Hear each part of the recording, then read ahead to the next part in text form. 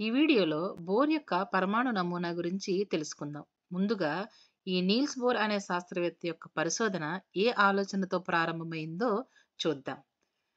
పరమాణు నిర్మాణం గురించి చాలా మంది శాస్త్రవేత్తలు వారి నమూనాను మనకి ప్రతిపాదిస్తూ వస్తున్నారు. వారిలో రూదర్ఫర్డ్ ఒకరు.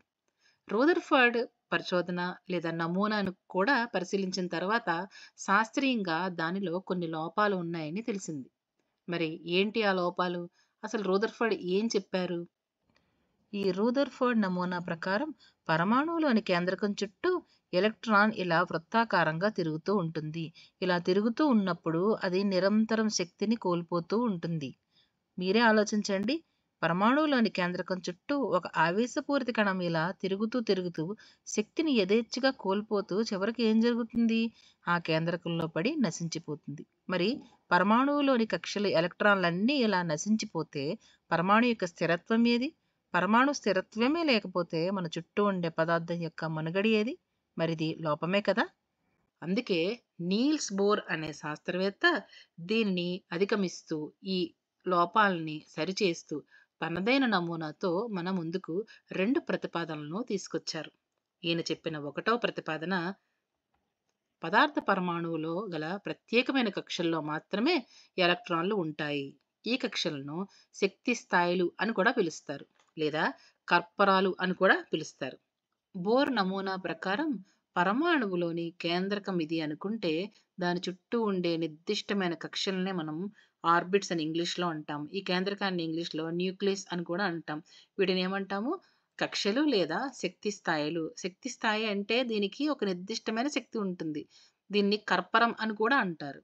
ఇలా కేంద్రకం చుట్టూ ఈ నిర్దిష్టమైన కక్షలలో ఎలక్ట్రాన్లు ఈ విధంగా తిరుగుతూ ఉంటాయి.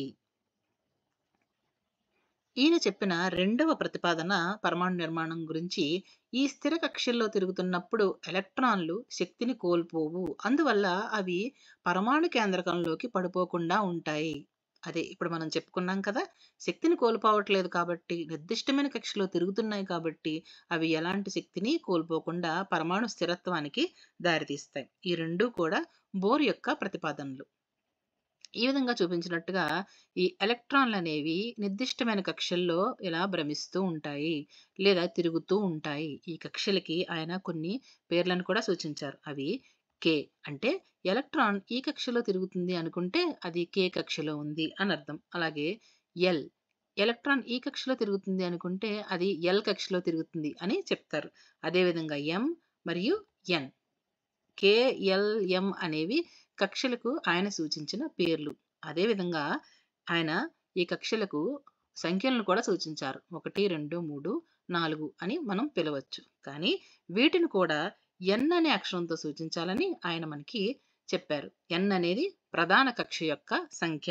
n = 1 అయితే అది 1వ కక్షలో ఉందని, 2 అయితే 2వ కక్షలో ఉందని, ఇలా ఈ కక్ష యొక్క సంఖ్యను ఎంతో సూచించేటట్టుగా ఆయన మనకి ప్రతిపాదనలు చూపించారు.